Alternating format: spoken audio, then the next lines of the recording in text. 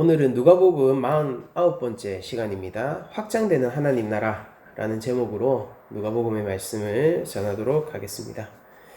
여러분들, 우리가 지금까지 누가복음을 쭉 살펴보면서 예수님께서 이제 제자들을 다 모으시고 그리고 예수님께서 어떤 하나님 나라 복음의 메시지도 다 선포를 해주셨죠.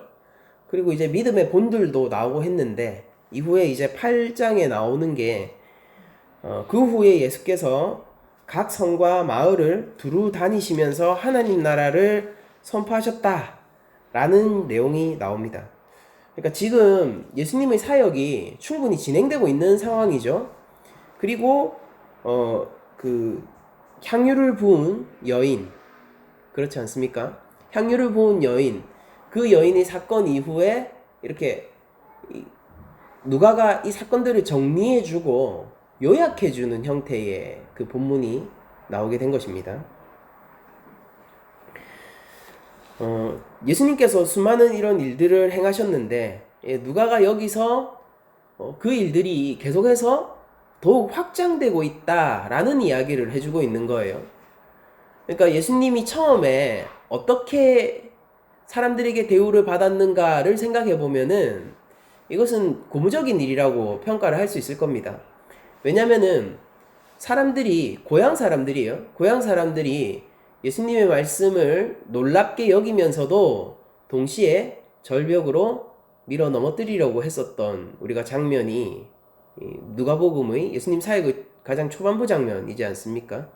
그때를 생각해 보면은 마치 꽃을 피기에는 이미 죽어버린 것 같은, 그리고 사람들에게 너무 많은 거부를 받는 것 같은 그런 하나님 나라가 어느덧 12제자가 완성이 되고, 그리고 또 다른 여인들도 예수님을 섬기면서 하나님 나라가 확장되고 있는 장면을 보게 됩니다.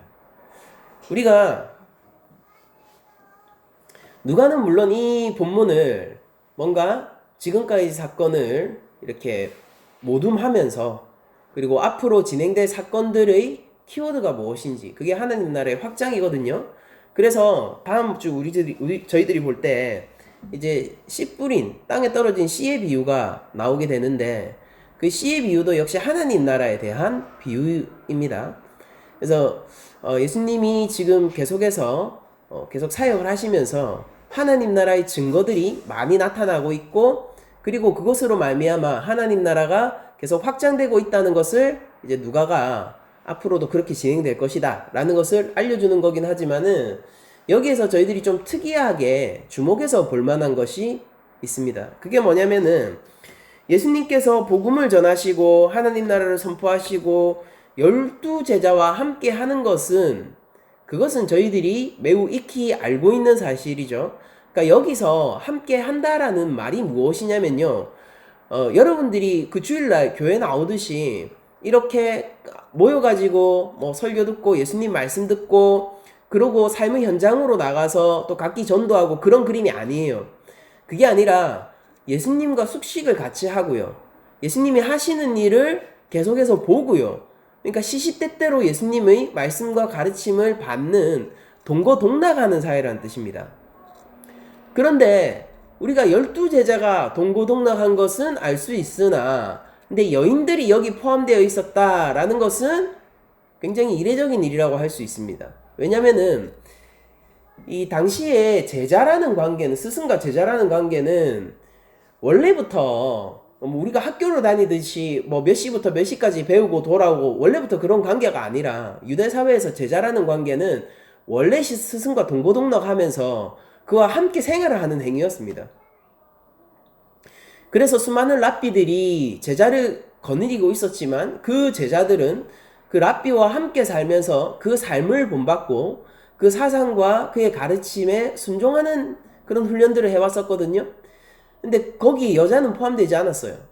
그러니까 극히 드문 일이고 극히 이례적인 사건인 겁니다.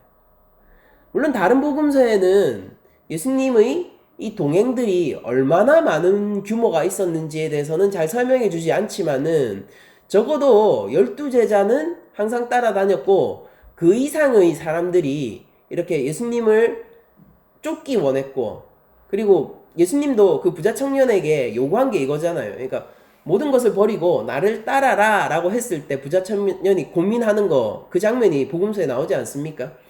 이제 그런 것처럼 예수님도 당연히 가르침의 방법, 그러니까 깊이 가르치고 그 사람에게 제자가 되는 방법을 이제 모든 것을 버리고 나를 따르는 것으로 요구를 하셨단 말입니다.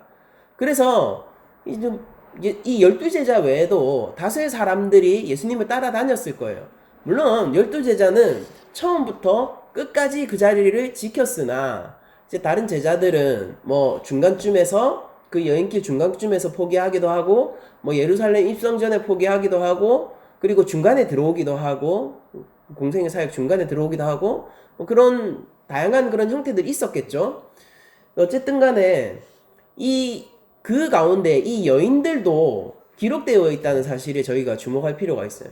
그러니까 누가복음은 원래 여성에게 관심이 많은 복음서로 유명합니다. 4복음서 가운데서도 여성에 대한 관심이 많고 기도에 대한 관심이 많고 성령에 대한 관심이 많은 그 복음서로 유명한데 이 여인들을 누가가 지금 이렇게 기록하고 있는 이유는 여자니까 내가 여성에 대한 관심들이 있으니까 이 사회적 약자라는 소리예요. 그러니까 사회적 약자로서의 여성에 대한 관심이 있으니까 내가 이들의 이름을 굳이 끼워 넣어야겠다라고 해서 끼워 넣은 게 아니라 누가는요 실제 굉장한 예수님의 사역 가운데서 굉장한 공을 세웠지만은 그리고 그 가운데서 굉장히 많은 충성과 헌신을 했지만은 여성이라는 이유로 사람들에게 기억되지 않는 그 여인들의 이름을 적었을 가능성이 더 높다라고 개인적으로는 생각합니다. 이제 개인적인 견해예요. 어쨌든 간에 이들이 이렇게 누가복음 가운데 이 여성들이 기록될 수 있는 것은요, 예수님의 사역에 굉장히 많은 기여를 했기 때문이에요. 누가가 어떤 특정한 그 자기의 사상이나 자기의 생각을 주장하기 위하여서 이 중요하지 않은 사건을 과정하거나 아니면은 어떤 일을 지어내는 사람은 아니거든요.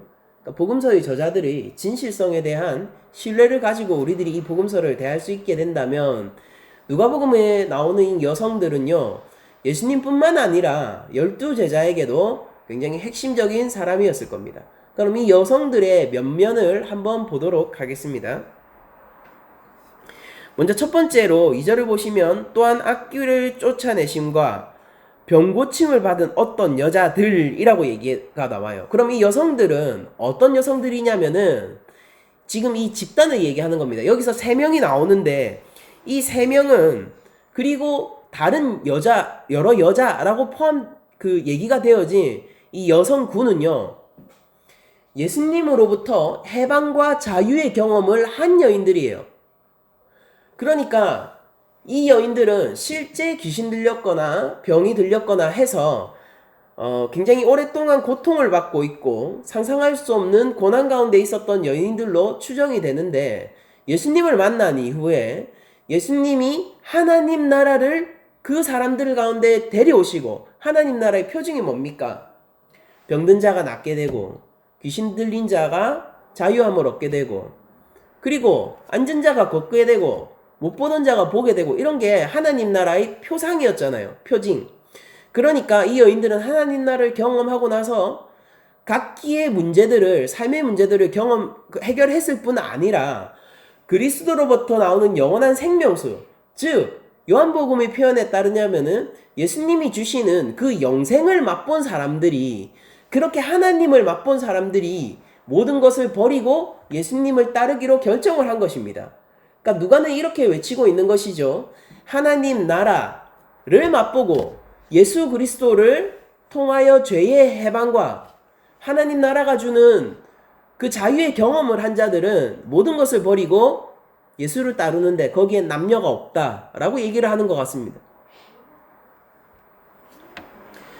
이 여인들은요 하나님 나라를 경험했어요. 아주 강력하게 말이에요. 그 삶에서 실제적인 해방을 경험했습니다. 어제와 오늘의 삶이 다른 거예요. 어제는 내가 예수를 알지 못했으나 오늘은 내가 예수를 아는 것입니다. 어제는 내 삶에 문제가 가득했으나 오늘은 예수 그리스도로 말미암는 영원한 생명을 받게 된 거예요. 그 여인들의 지위가 변했다라거나 이 여인들이 뭔가 성공을 거뒀다라는 내용을 이 복음서는 기록하고 있지 않습니다. 다만 그 여인들의 변화를 기록하고 있는 한 가지 초점은 뭐냐면은 이 여인들이 지금 극히 이례적이고 극히 드뭅에도 불구하고 여인의 몸으로 예수를 따르기로 했다는 것입니다. 여기서 따른다라고 하는 것은 모든 것을 버리고 지금 동고동락하면서 그 여행길에 동참하고 있다라는 소리잖아요. 그러니까 그 일을 하기로 결정을 한 것입니다. 이거는 세간의 시선이라든지 아니면 나가 여자니까 여행을 하기에 적합하지 않아 라는 편견이라든지 분명히 육체적인 연약함들이 있었음에도 불구하고 그런 것들이 막을 수 없는 길이었던 것이죠. 이게 하나님 나라예요. 그러니까 그런 하나님 나라를 경험한 여인들이 지금 예수님을 따라다니면서 보좌하고 있는 것인데요. 그럼 그 여인들이 어떤 중요하게 이름이 등장되는 세 여인이 나오는데 그 세 여인을 우리들이 한번 보도록 합시다. 먼저 첫 번째 여인은 막달라 지방에 살고 있는 마리아예요. 막달라 지방에 살고 있는 마리아입니다. 이 여인을 곧 7 귀신이 나간 자라고 얘기를 하고 있죠. 그러니까 누가는 이것을 통하여서 이 막달라 마리아라는 존재가 어떤 삶을 살아왔고 지금은 어떠한 자인지를 압축적이고 함축적으로 보여주고 있습니다. 여러분들 7 귀신이라고 얘기를 하면은 우리가 이렇게 생각할 수 있어요. 실제 7 악한 영이 그 몸에 들어와서 그녀를 지배했다라고 생각을 할 수도 있지만은 그러니까 우리가 이걸 만약에 그 게마트리아라는 게 있는데 그 관념이 뭐냐면은 게마트리아가 숫자로 뭔가를 표상하는 거예요. 그래서 다윗의 숫자는 14고 완전수는 7이고 안식의 수가 7이고 또 3도 완전수에 속하고 8이 안식을 넘어간 수고 그런 개념들을 유대인들은 가지고 있었거든요. 그래서 이 표현이 정확하게 무엇인지 모르겠으나 아무튼 실제 7의 악한 영에게 괴로움을 받고 있었던 아니면은 악한 영에게 귀신에게 완전히 지배를 받고 있었던 그것과는 상관없이 이 여인의 삶은 악한 영으로 말미암아 비참했다라는 것을 알 수 있습니다. 그것도 매우 비참했다라는 사실을 알 수 있죠. 근데 이 여인에게 달라진 게 있어요. 이전에는 귀신이 들렸으나 이제는 예수님을 따라다니고 있는 것입니다. 이 변화를 보여주고 있는 것이고 이 여인이 어떻게 예수님에게 치유받았는지는 복음서 전체에 등장하지 않습니다. 그러나 어쨌든 간에 막달라 마리아는 우리가 마태복음에도 나오는데 그리고 마가복음에도 나오는데 마가복음에서 그냥 이렇게 예수님이 부활하신 후에 첫 증인이 이 여인이에요. 이 막달라 마리아입니다. 그냥 이 여인을 설명할 때 마찬가지로 전에 7 귀신을 쫓아내어 주신 막달라 마리아에게 먼저 보이시니 라고 기록을 하고 있어요. 이게 마가복음 16장 9절 말씀인데요. 그래서 이 여인이 7 귀신을 들렸다는 사실만큼은 굉장히 유명했던 것 같습니다. 근데 이 여인이 이제 하나님 나라에 들어오고 예수님을 만난 이후에 그 삶의 궤적을 한번 추적해 보기 시작하면은 분명히 누가복음에 이렇게 예수님의 아무래도 사역 초반이란 말이에요. 비교적 사역 초반에 이 막달라 마리아가 이미 합류해 있는 것을 저희들이 볼 수 있고요. 적어도 막달라 마리아는 예수님의 사역 전반부에 이 귀신의 해결을 받은 사람입니다. 그럼 이 막달라 마리아가 어디까지 쫓아다녔냐면은 우리가 마태복음 27장을 보면은 예수님의 십자가 밑에서 막달라 마리아를 또 발견하게 됩니다. 27장 55절을 제가 한번 마태복음 읽어드릴게요. 예수를 섬기며 갈릴리에서부터 따라온 많은 여자가 거기 있어 멀리서 바라보고 있으니, 그러니까 예수님의 제자들 중에서는 여성이 많았었던 거예요. 갈릴리에서부터 그 여행에 동참했었던 자들이 많이 있는데 56절을 보면은 그 중에는 막달라 마리아와 라고 되어 있어요.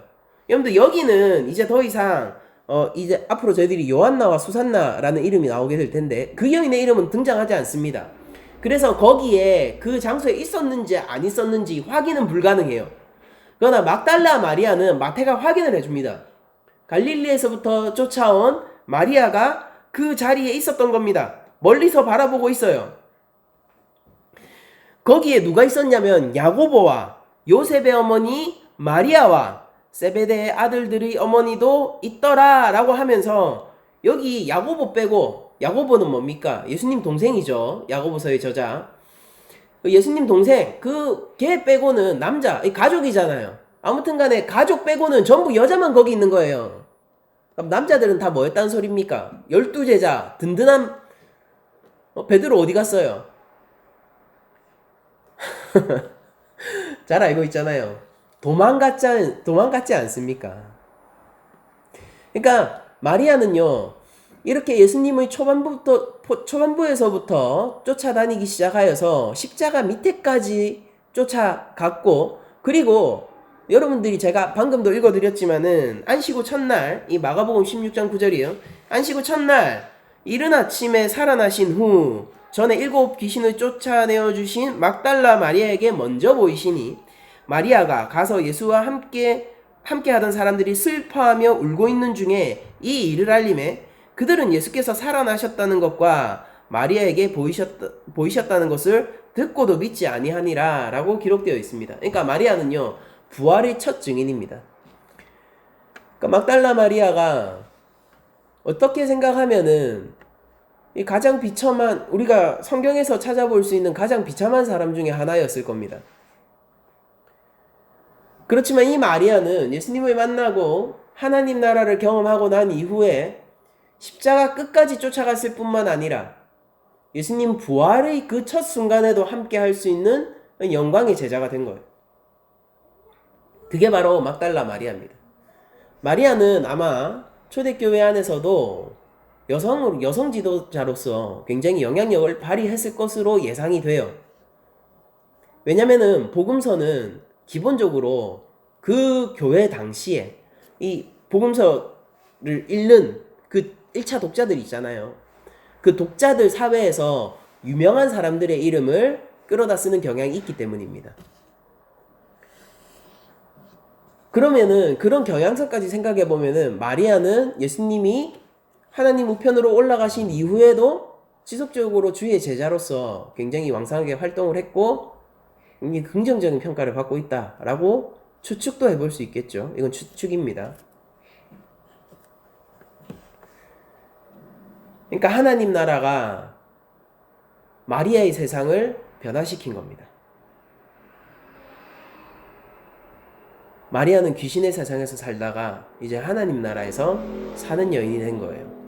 이제 마리아의 온 세상이 하나님 나라가 된 것입니다. 다음으로 나오는 여인의 이름을 저희들이 한번 보게 되면은 헤롯의 청지기 구사의 아내의 요한나가 나와요. 그런데 헤롯의 청지기 구사, 이 얘기를 굳이 누가가 덧붙이는 것은 요한나가 어떻게 상류층의 삶을 살고 있는 여인이었고 어떻게 귀족 가운데서 굉장히 영향력 있는 남편을 두었는가를 알려주는 장치입니다. 그런데 헤롯의 청지기라고 얘기를 하기만 하면은 그러면은 헤롯 성에서 그 왕가 가운데서 어떤 일을 했는지는 정확하게 안 나와 있는 표현이긴 한데 우리가 요세푸스라는 유대인 역사가의 기록을 보면은요, 이 사람이 재정 담당관이어라고 기록이 되어 있어요.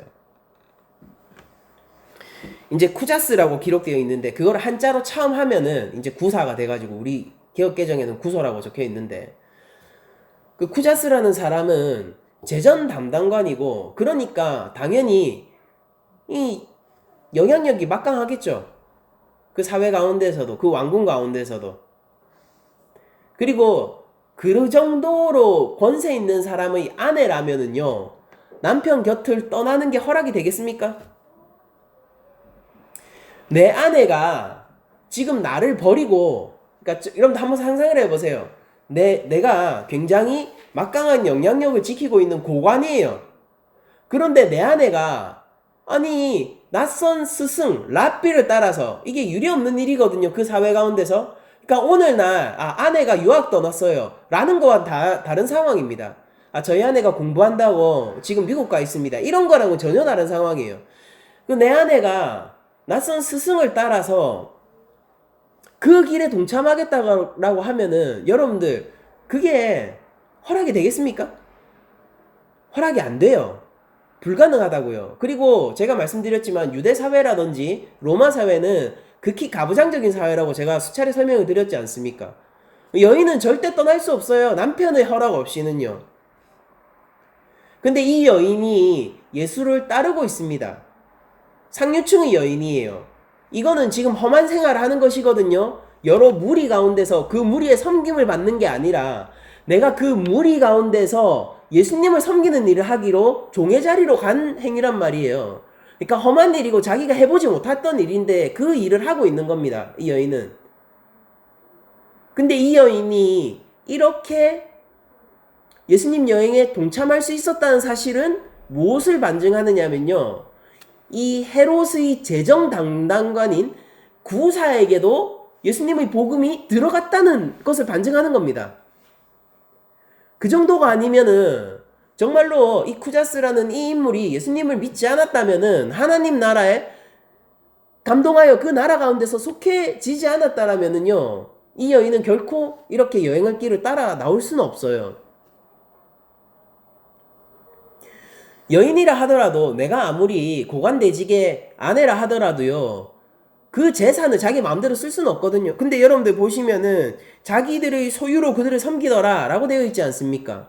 그러니까 재정적인 그런 충당을 해줬었던 겁니다. 이 여인들이. 그 중에서 요한나는 굉장히 많은 재정을 담당했었던 걸로 보이고요. 이제 그거를 함축적으로 표현하는 게 이 재정 담당관 청지기 구사의 아내이고요. 그리고 요걸 통해서 또 보여주는 건 뭐냐면 하나님 나라의 복음이 지금 헤롯 성 안에까지 들어간 겁니다. 여러분들 세례 요한이 누구에게 목이 잘렸습니까? 세례 요한이 누구 때문에 감옥에 갇혔냐고요. 세례 요한의 회개의 메시지가 통하지 않았던 곳이 어디냐고요.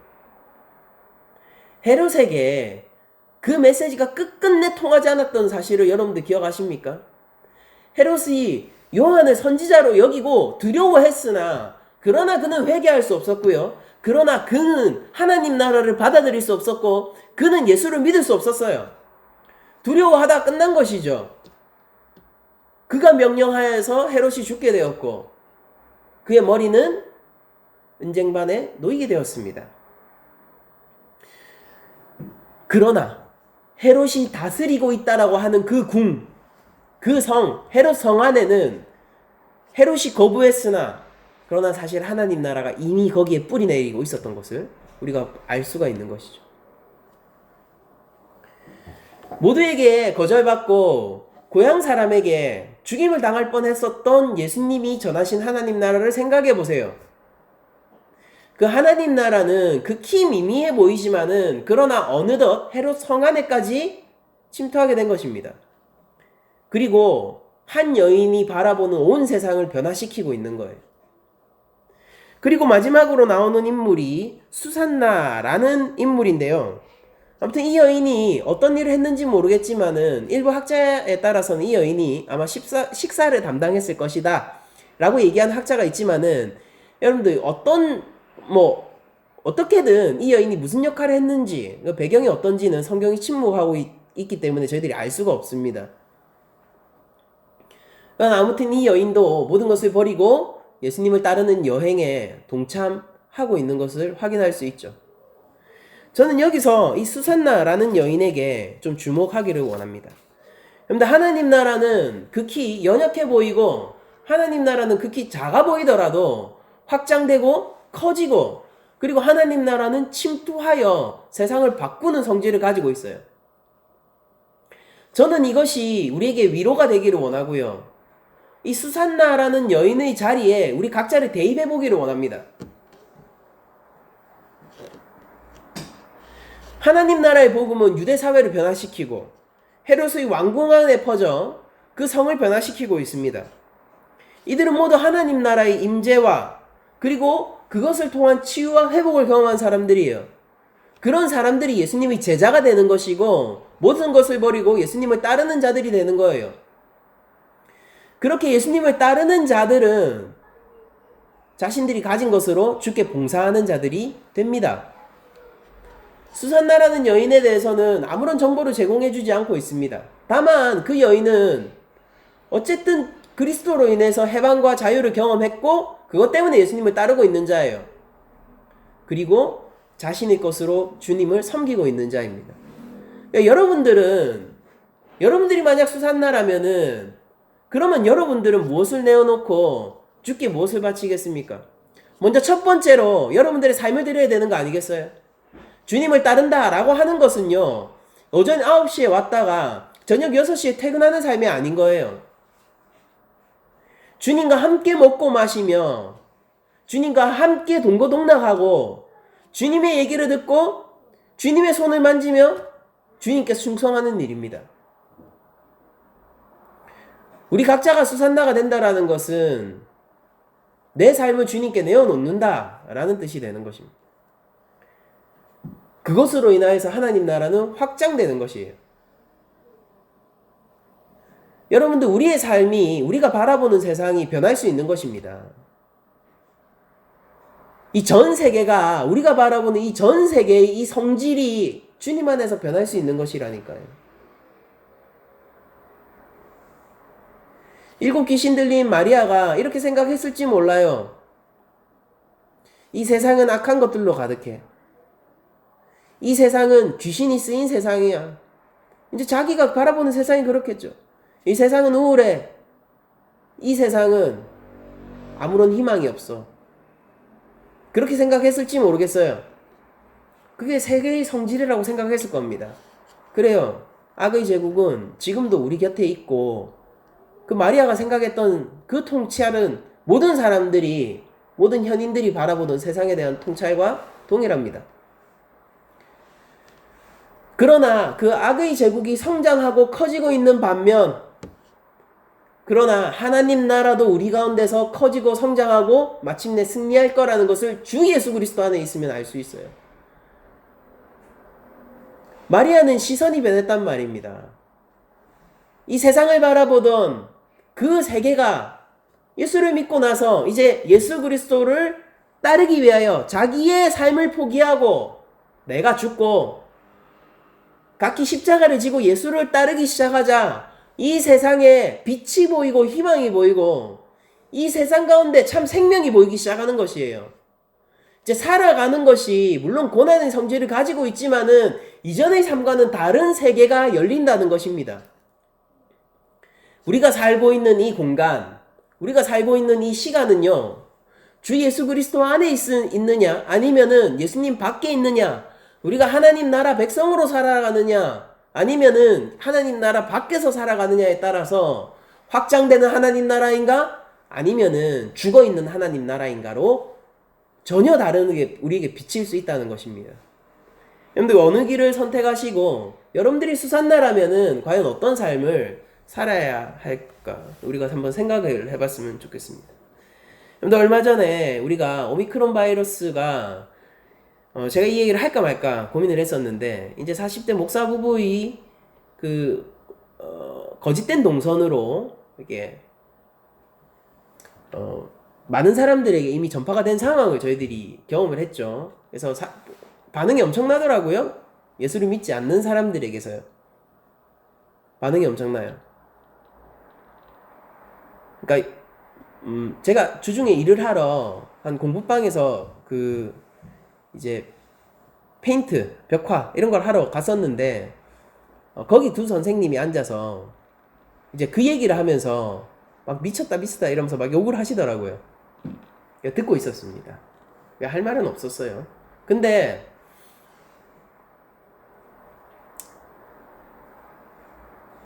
그런 생각을 해봤어요.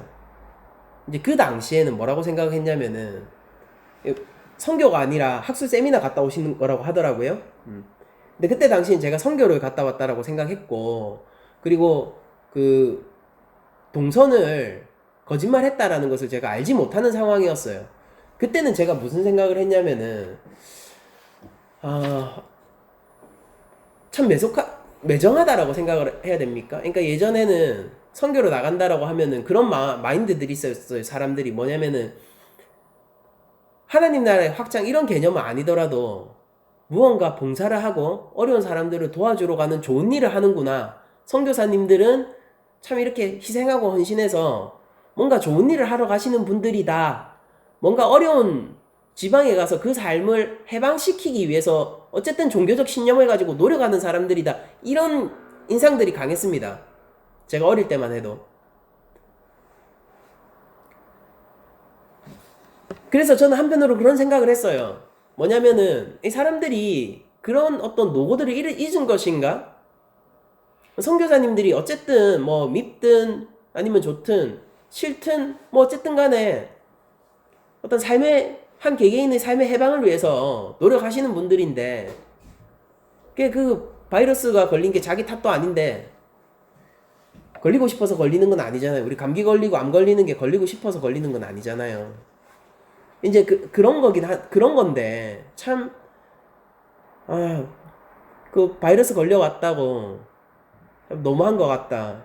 하나님께서 그 노고를 그리고 그 진실을 받아주셨으면 좋겠다. 그런 생각을 그 얘기를 들으면서 했는데 근데 이제 역학조사 가운데 거짓말 했다라는 사실을 제가 듣자마자 무슨 생각이 들었냐면은 제 마음에도 실망감이 팍 드는 겁니다. 왜 거짓말 했을까? 그렇게 거짓말을 하고 사람들에게 또 선교사의 이미지, 교회의 이미지, 그리고 예수 믿는 사람들의 이미지를 격화시키면은 그 짐을 후세대가 결국 져야 되는 것인데 그것에 대해서는 알고 있을까? 생각을 할까? 이것은 무슨 편의주의일까? 이런 생각들을 하게 됐었어요. 그 소식을 듣고 난 이후에. 그러면서 이번 주 본문이 이제 확장되는 하나님 나라인데 그 바이러스가 확장되는 그런 그림이 제 머릿속에 그냥 겹쳐서 보이더라고요. 그러니까 하나님의 이름으로 그리고 목사의 신분으로 그리고 학술쌤이나 어쨌든 간에 좋은 일을 위해서 이 나이지리아에 갔다 왔는데 그 열매가 오미크론 바이러스를 퍼뜨리는 거짓말로 인해서 퍼뜨리게 되는 그런 결과를 낳게 된다면은 그런 생각을 해봅니다. 예수님이 이 사건을 기뻐하실까라는 생각을 해봤어요. 그러면서 며칠 지나지 않았잖아요. 금세 확장되더라고요. 그러면서 마치 그게 제 눈에는 이렇게 보였습니다. 하나님을 믿지 않고 악한 일을 추종하는 사람들의 행위 역시 그런 것이 아닌가라는 생각을 해보게 됐어요. 우리들은 악한 것에 물들기 쉽습니다. 여러분들 결혼 생활을 해봐도 그래요. 상대방의 부정적인 영향에 내가 쉽게 동하지 상대방의 긍정적인 점을 본받기는 쉽지 않습니다. 그래서 오랜 시간이 걸리고요. 긍정적인 영향을 받기 위해서는 그것에 대해서 나도 소화를 해내야 되는 시간도 걸려요. 근데 악한 영향은요, 즉시 받습니다. 상대방이 짜증을 내기 시작하잖아요. 일주일 후에 나도 짜증을 내고 있어요. 좋은 점은 일주일 후에 본받지 않아요. 상대방이 쓰레기를 막 맘대로, 제 얘기인데 쓰레기를 제가 잘 안 버리고 맘대로 놔두기 시작하잖아요. 그러면은 그것 때문에 화가 나죠? 하면은 자기도 그냥 에라 모르겠다 하고 그걸 포기하게 돼요. 말해 뭐하냐. 결코 좋은 게 아니죠. 악한 일들은요, 쉽게 확장됩니다. 여러분, 우리가 살면서 당하는 고난의 대부분은 내가 악하기 때문이 아니라 상대의 악함이 나를 공격하기 때문이죠. 악함은 이렇게 쉽게 영향을 끼치고 쉽게 확장됩니다. 여러분들이 왜 속에 천불이 터집니까? 무고한 나를 괴롭히는 사람이 있어서 그런 거잖아요. 거기서 또 내 자책하게 되고 그렇게 되는 거 아닙니까? 그래도 답이 안 나오지. 왜냐면은 나의 잘못이 아니었기 때문이에요. 악한 일은 이렇게 영향력이 세요. 그래서 우리 성도들도요, 그런 세상 가운데서 굴복하기 쉽습니다. 하나님 나라는 쉽게 완성되지 않아. 하나님 나라는 그래 언젠가는 오겠지. 이거 피상적인 거죠. 언젠가는 오겠지. 근데 지금 쉽게 이루어지진 않아. 예수님은 절벽에서 밀려 떨어질 뻔 하셨습니다. 우리가 그냥 그 하나님 나라를 보고 있는 것은 아닐까요? 하나님 나라는 힘이 없어 라고 은연중에 생각해 버리는 건 아닐까요? 죄는 강성하고 죄는 쉽게 영향력을 끼치고 죄는 악한 것은 지금도 내 주위에 있는데 하나님 나라는 보기 힘들고 하나님 나라는 나를 지켜줄 힘이 없는 것 같고 예수님 안에 머무르는 것은 점점 피상적인 얘기가 되어가진 않느냐 이 얘기입니다. 그러나 여러분들 그럴 때 이 본문을 보시고 자신을 수산나의 위치에 한번 놓아보세요. 여러분들 하나님 나라는 힘이 세요. 강합니다. 대신에 조건이 있어요. 모든 것을 버리고 예수님을 따라야 돼요. 예수님의 말씀대로 우리들이 행해야 되고 예수님이 기뻐하시는 길을 선택해야 됩니다. 삶의 중요한 결정의 순간 나의 개인적인 이득을 버려놓고 제자로서의 정체성을 따라서 결정할 수 있어야 돼요.